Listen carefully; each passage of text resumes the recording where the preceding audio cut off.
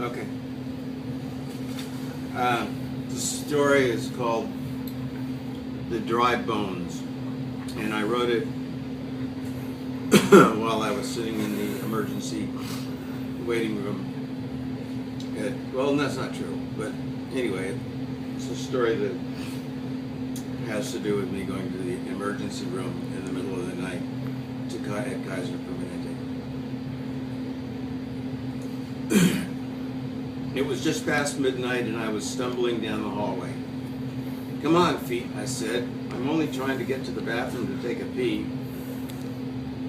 But my feet would not obey me, and as I made my way to the bathroom, I stumbled, crashing into the wall. The house was pitch black, because that's the way I liked it. I hate light, so during the day, I have blankets draped over all of my windows. At night, I try not to let any street light leak into the house. When I got into the bathroom, I thought I was walking towards the toilet, but instead I walked into the wall and my head smashed against the mirror. After much thrashing about, I found the light switch and flipped it on. I looked like a casualty from the Great War. Blood streamed down my face, staining my lips and teeth. When I finally located it, it was only a small gash above the eye. Are you timing this to see how long? But I could see that it was very deep. I peed and felt somewhat better. I thought maybe I should go to get the thing stitched up, but the idea of going to the emergency room in the middle of the night was unthinkable.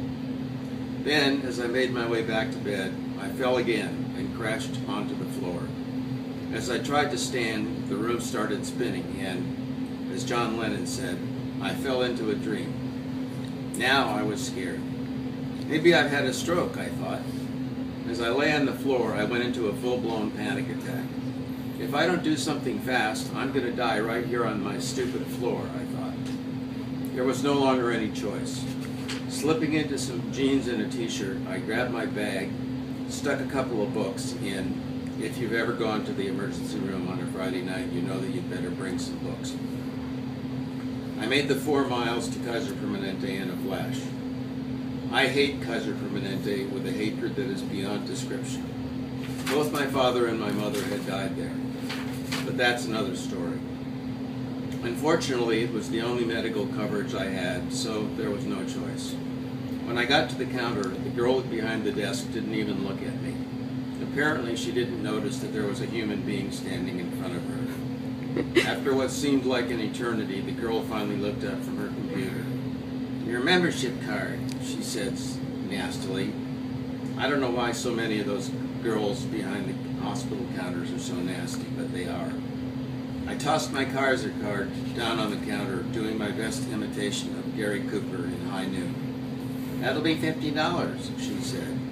I threw 2 20s and a 10 down on the counter with an even bigger dose of hostility than I had my membership card. I wanted her to know how much I hated her. The waiting room was packed. A whole bunch of people were squished together onto an ugly yellow couch. Behind them, a few people who had stolen chairs from another waiting room sat silently. Everybody was watching a tiny TV screen affixed to the wall. Even though the sound was off, the waiting room people watched intently. Nobody said a word, except for a couple of teenage girls attired in spangly t-shirts. They were yucking it up about some reality TV show called Rock of Love. I had no intention of joining the group. I reeled back to the counter with the nasty girl behind it. "I think I'm having a heart attack," I said, clutching my chest. "Oh my God," I cried, hamming it up. "Please, I've got to see a doctor right now." "Triage," said the girl behind the counter, banging on the door behind her. A moment later, a dark-skinned woman with a turban on her head opened the 2 metal doors that separated the emergency room from the waiting room and motioned me inside. Without saying a word, she slapped a blood pressure cuff onto my forearm. "What's wrong?" she said. "I had this pain right here," I said, pointing to my heart. "And then I fainted 3 times. How you get this?" she said, dabbing at the cut above my eyebrow. I guess I got it when I fell." The woman reached into a drawer, pulling out something that looked like a stapler. "Pop, pop, pop." She put an ace bandage over the cut and gave me a once-over. "Don't worry," she said. "No scar. Stitches disappear in about a week." Then she took me by the hand and led me to a dirty brown chair in the hallway. "You sit here," she said, then turned and walked away. The first thing I noticed about the emergency room was that it was totally freezing in there. My lips were chattering all over the place, so I zipped up my sweatshirt. Then I pulled the hood up over my head. I liked having my hood up like that. It felt safe in there. As I sat on the chair, I saw people being wheeled in and out of the room on stretchers. Some were young, some were old, but none of them looked very happy, except for one old lady who smiled crazily as she was being toted along by two men wearing blue ambulance driver uniforms. "Wee, wee, wee," she laughed as they wheeled her down the hall. I looked at my watch. It was 2 a.m. I sang, playing an imaginary guitar to the Chuck Berry riff that had just popped into my head. Time seemed to have stopped inside the ER. I knew I'd been sitting on that chair for a long time, but it didn't bother me. In a weird way, I was kind of enjoying myself. Then, a pretty girl with dark hair falling around her shoulders approached me. "Hi," she said, much too enthusiastically. "I'm Tina. I'm your nurse." Well, this isn't going to be so bad after all, I thought. Tina escorted me into a room, gave me the standard hospital gown, and told me to take off my clothes. Then she turned and left, not bothering to close the curtain all the way. I'd always hated those gowns because no matter how much you try to cover yourself up, invariably your butt or something else is still hanging out all over the place. Suddenly I heard screaming coming from the room across from me.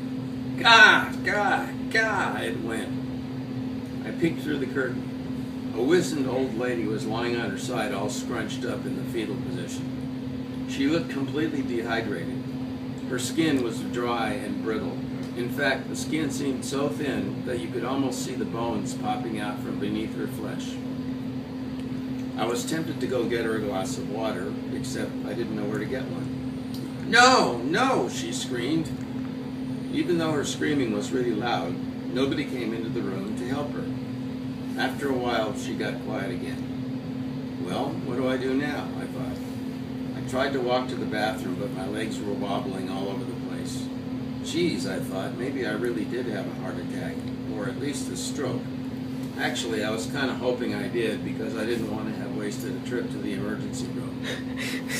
After what seemed an eternity, Tina came back into the room, accompanied by a crinkle-faced old hag of a nurse wearing a pointed cap that made her look like the witch in The Wizard of Oz. The nurse sat down on the bed next to me, looking at her chart. "Touch your finger to your nose," she said. I did as I was bid. "Faster, faster," she commanded. I did a few more nose touches. "Now, touch your finger to my finger. Faster, faster, faster." Then she made me stand up and walk around the room. As I did, she took inspection, walking around me like a drill sergeant. When I was done, I sat back down on the bed. "Can I get a blanket or something?" I said. "I'm really cold." She reached into a closet and threw what looked like a pile of old rags at me. "Why do they keep it so cold in here?" I asked. The nurse looked at me as if I were a moron. "Bugs," she said. "Bugs? Do you know how many bugs are in this room right now?" she asked. A hospital is one of the dirtiest places in the world, but the emergency room is the dirtiest place in the whole hospital. Then she got up and walked out, leaving me holding my pile of rags, which turned out to be sheets and blankets. After she left, I started thinking about what she'd said. I'd never considered it before, but actually it made sense. My God, there probably were really billions of poisonous microbes floating around right now, getting into my lungs and chest. I pulled the blankets over my head and tried to pinch my nose so that I wouldn't inhale any germs. But then I was distracted by a loud voice coming from the room adjacent to mine. I got up and peeked inside. There was a little old Jewish lady talking in Yiddish to a man who I figured was her husband. They seemed to be having a fight of some sort, and she was shaking her finger in his face. Though she was kvetching at him with great fervor, the husband didn't respond. He just looked bored by the whole thing. She'd probably been shaking her finger in his face like that for the last 30 years. A moment later, a doctor came into the room. Doctor, I can't make a BM. the woman said. She was talking so loud that everybody in the place could hear her. I tried and I tried. I tried 5 times, but it started to come out, but then it wouldn't come out all the way. The doctor mumbled something, but I couldn't hear what he was saying because the dry old lady had started screaming again. No, no, no, don't do it. I walked a few steps closer to get a better look. She seemed to have almost disappeared now. Her skinny little body was all scrunched into a tiny ball at the foot of the bed. Occasionally the ball would wriggle about, but if it hadn't been for all the noise she was making, you'd have never known there was a person in there. Nurses and doctors, some young, some old, scurried through the ER. They all looked as if they had something very important to do. I watched a pretty young nurse and a ponytailed doctor go out into the hallway. I heard the girl laugh. I sneaked a little bit closer so I could hear them. I couldn't make out exactly what they were saying, but their talk reeked of sex. I wondered if working in a hospital would be a fun job. I'd thought about it a few times, but the closest I'd ever come was purchasing a pair of scrubs, putting on a stethoscope, which I'd stolen from my doctor's office, and walking around the hospital corridors looking very important. I used to do a lot of stuff like that when I was younger, but now I don't do it so much anymore.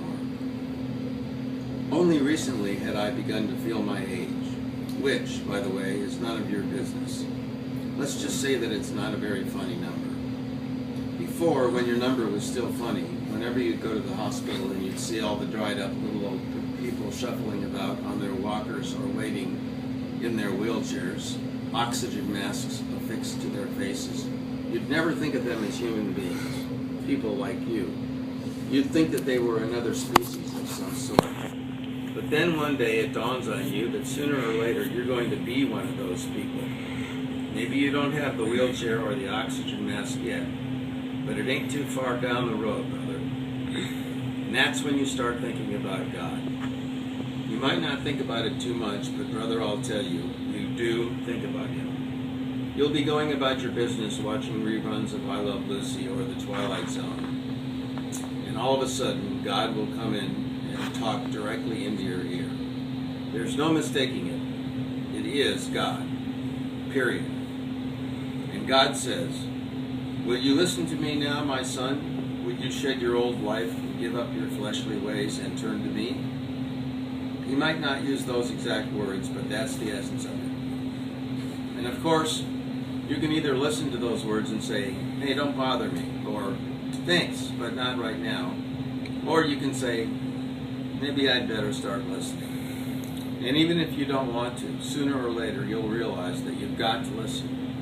In fact, if you really want however many days you've got left to count for anything, you'd better listen as much and as often as you possibly can. That's the only thing to do. Nothing else makes any sense. I looked at my watch. It was 6 a.m., but Chuck Berry was nowhere in sight.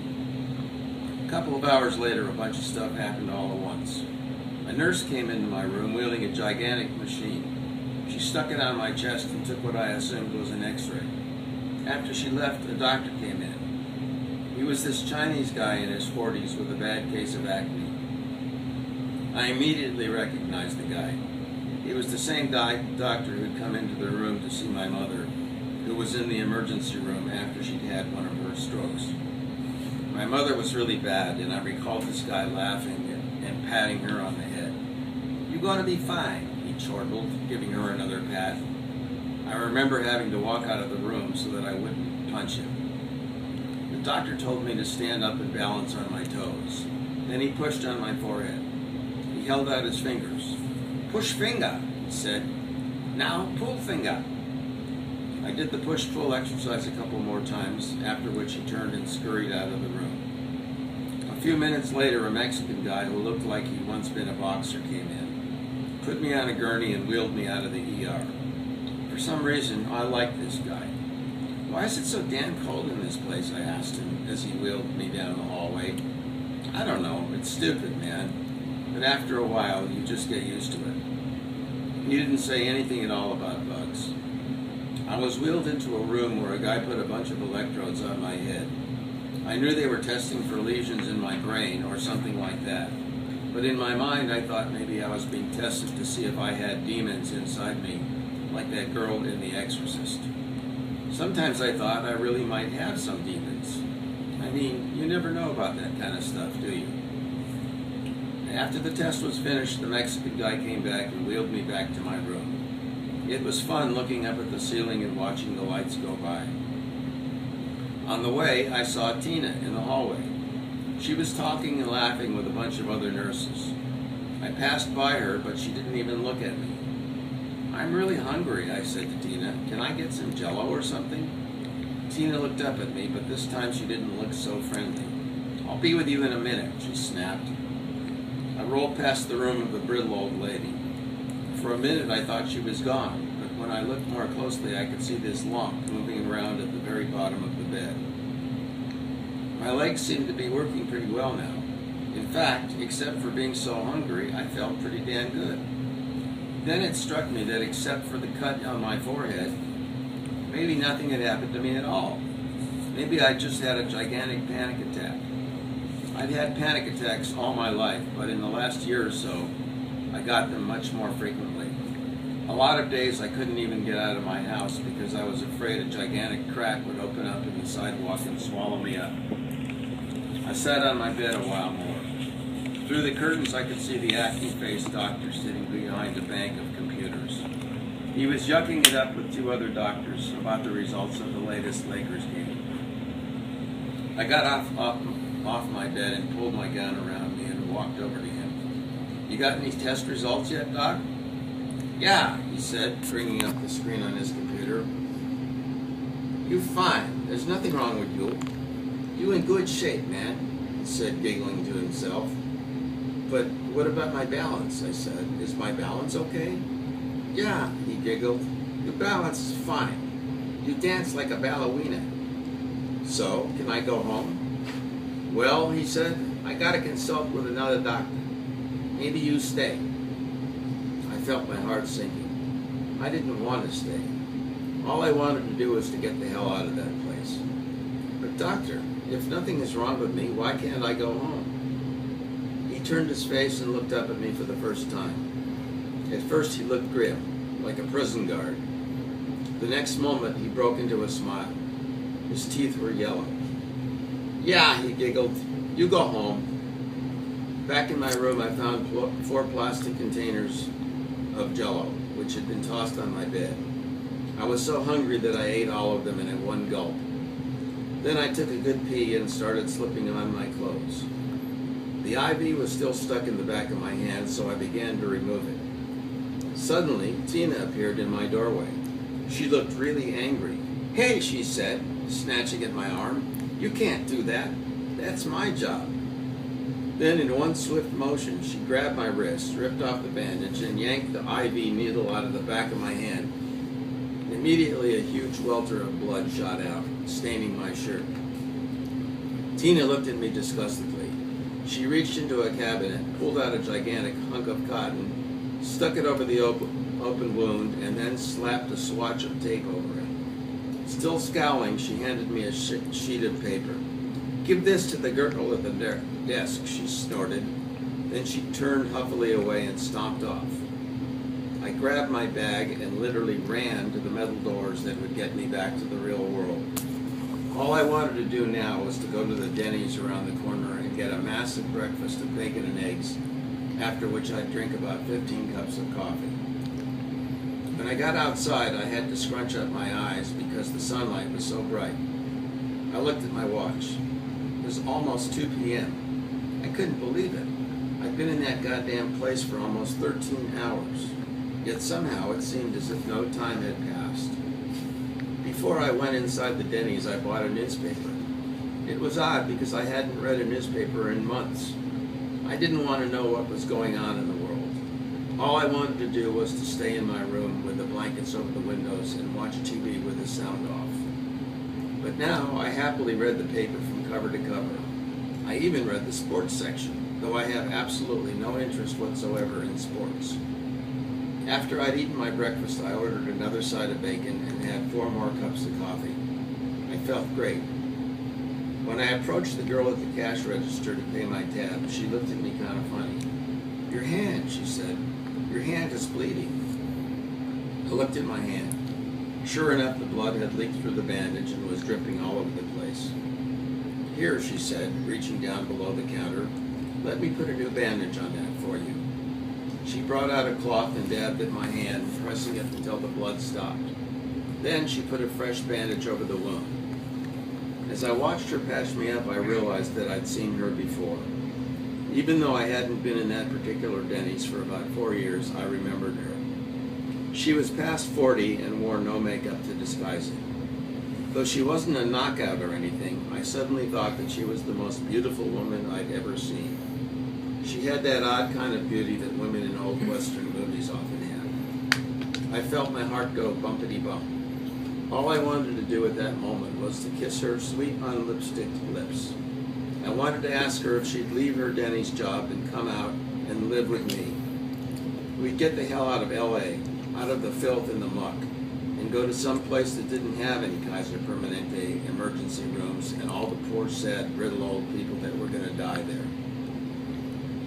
"When you go home, you should change your shirt," she said, breaking my reverie. "Thank you," I said. Then I turned and walked out. But instead of going home, I decided to take a drive over Malibu Canyon and check out the beach. Reach you on your cellular device. As I drove over the canyon, I realized I couldn't... You need to get that? No. As turning I it off. drove over the canyon, I realized I couldn't remember the last time I'd been to the beach. It must have been 10 years, maybe more. When I got to Malibu, it looked practically the same as I'd remembered it. I took off my shoes and ran down to the water. The waves were pretty good, and the surfers were getting some nice rides. Inside where the waves were just waist high, kids were either body surfing, riding boogie boards, or just playing in the water. I watched the slick bodies of the young boys and girls playing in the sea, laughing and skipping through the white wash of water. I knew I'd never be one of them again. Those days were gone forever. But for some reason, I didn't feel sad about that. I continued watching the body surfers. Someday they might be in the Kaiser emergency room with an oxygen mask affixed to their face. But right now, they didn't have to think about that. I sat there watching the people play in the water and listening to the sounds of the sea. As I sat there, suddenly the voice came into my ear. It wasn't loud, but it was definitely a voice I recognized. It was funny. I'd heard that voice all my life, though I didn't know who or what it was. Every so often I heard the dry, hellish screams of the brittle old lady in the hospital. There seemed to be a cruel laughter behind it, but I didn't pay any attention to the cackling. I just sat there, letting the waves and the voice of the Lord wash all the fear and sickness out of my body.